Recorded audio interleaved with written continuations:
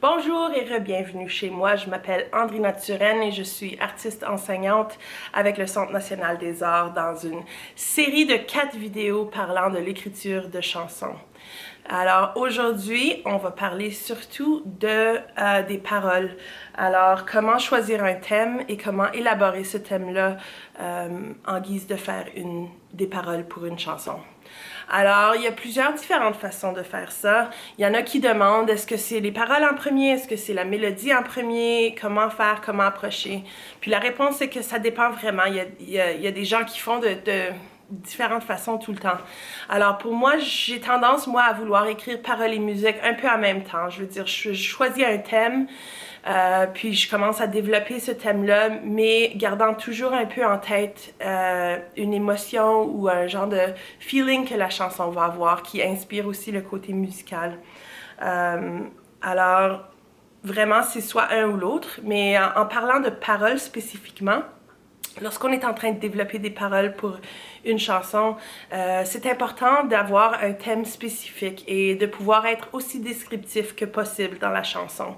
Alors, comme on disait la dernière fois quand on parlait de structure de chanson, le refrain, c'est vraiment le cœur de la chanson. C'est la partie de la chanson qui va être la plus rattachée au thème principal. Alors, lorsqu'on choisit le thème de notre chanson, c'est important, premièrement, de faire un genre de remue-ménage, alors un genre de brainstorming sur papier de toutes nos idées qui ont rapport à ce thème-là. Alors, pour donner un exemple, c'est un exemple de n'importe quoi, là, mais je vous partage un genre de petit remue-ménage que j'ai fait ici d'idées. Alors, l'idée du départ, c'était une aventure avec une amie. Alors, c'est quand même assez large, c'est pas très spécifique, mais c'est l'inspiration que j'ai eue. J'aime beaucoup passer du temps avec mes amis, alors j'ai pensé, OK, une chanson d'une aventure avec une amie. Alors ici, j'ai mis le thème principal, mais autour de ça, alors j'ai des éléments comme notre histoire. Alors, combien longtemps on s'est connus, c'est quoi l'histoire de cette amie-là, comment on se connaît. La destination, où est-ce qu'on pourrait aller, qu'est-ce qu'on veut faire. Est-ce qu'on veut sortir de la ville, explorer des plages, aller voir un spectacle, faire du vélo. Comment on va le faire. Ici, j'aime utiliser des verbes souvent parce que dans la chanson écrite, c'est le fun d'avoir des actions. On veut souvent centrer son histoire autour d'une action, puis pas juste autour d'un sentiment ou d'une description de paysage ou de quoi. C'est bien d'avoir des verbes, de faire de la chanson quelque chose d'actif. Alors, le comment, j'ai mis cycler, nager, pagailler, marcher. Ce sont tous des verbes d'activités qu'on ferait ensemble. Le pourquoi est-ce qu'on se rencontre? Est-ce qu'il y en a une de nous qui a besoin de dire quelque chose à l'autre ou est-ce qu'on veut se rattraper parce qu'on s'est pas vu il y a longtemps? On veut créer des beaux souvenirs pour le futur. Et qu'est-ce qu'on va faire en aventure ensemble? Est-ce qu'on veut voir coucher le soleil? Est-ce qu'on veut s'arrêter au dépanneur pour acheter des snacks? Tu sais, il y a plein de possibilités, puis il n'y a rien, il y a pas de souci de tout mettre. Il n'y a pas de souci de tout mettre dedans votre brainstorming parce que tout est là finalement, puis on peut toujours enlever ce qui a plus rapport. Alors, une fois que vous avez fait ce genre de travail-là, ensuite, j'aime, moi, faire une écriture libre. Alors, inspiré de toutes ces choses que j'ai écrites juste en point sur mon sketch ici, je commence à développer un peu plus les idées, puis écrire, puis imaginer. Et puis, c'est juste une écriture libre pour essayer de décrire au maximum ce que j'essaie d'exprimer. Ensuite, quand on a notre écriture libre et on a notre sketch, on peut vraiment plus se viser vers le spécifique de la chanson. Alors c'est de là que je vais retirer les idées, les images les plus fortes, puis souvent c'est ça que je vais utiliser pour mon refrain. Le refrain qui va revenir plusieurs fois dans la chanson, qui va vraiment être la base de la chanson de façon thématique.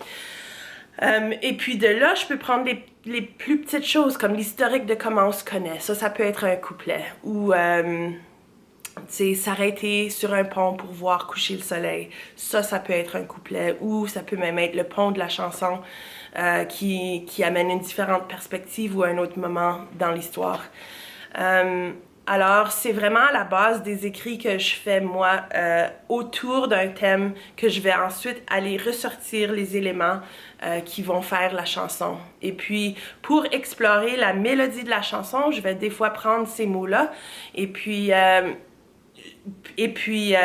chanter, genre fredonner un air là-dessus.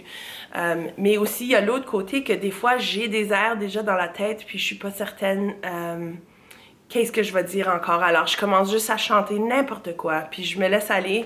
Et puis, souvent, il y a pas beaucoup de gros flashs qui sont incroyables que je vais garder là-dedans. Mais il y a souvent, des fois aussi, peut-être une direction ou une idée qui est vraiment bonne, qui est sortie un peu n'importe comment là, dès le début. Alors, je me fie à ça aussi d'explorer. Je pense que l'important dans la création de la chanson, c'est juste vraiment de se donner permission de tout explorer parce que il n'y a rien de perdu en allant jusqu'au bout d'une idée, puis ensuite d'enlever ce qu'on n'aime pas. On peut toujours enlever, c'est plus difficile d'y mettre si on n'a pas le matériel de prêt ou de réfléchi.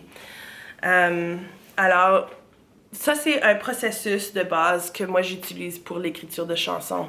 Et en même temps, si jamais je me sens bloquée ou si j'ai trop travaillé une tune puis je commence à tourner en rond, puis je peux plus vraiment avancer dans le travail comme j'aimerais, c'est le temps de prendre une pause. Alors, moi j'aime beaucoup prendre des pauses, puis pour moi c'est le plein air puis la nature qui m'aide vraiment à clairer les idées. Alors, l'idée c'est vraiment juste de faire quelque chose qui vous sort de votre processus de création, qui vous fait où vous vous sentez bien.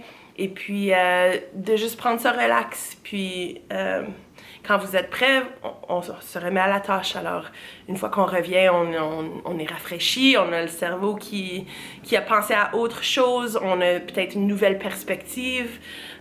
Souvent, ces moments-là où on prend du recul peuvent vraiment alimenter le travail puis l'écriture qu'on est en train de faire. Alors, je l'encourage fortement de jamais trop se pousser, mais c'est important de s'asseoir et de se donner la tâche de créer des fois.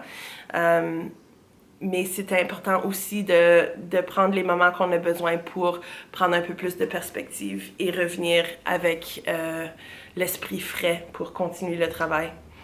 Alors, je pense que c'est tout pour aujourd'hui, pour l'écriture de chansons. J'espère que ces conseils vont vous aider à vous lancer à la création de chansons. N'hésitez pas de laisser des commentaires si vous avez des questions.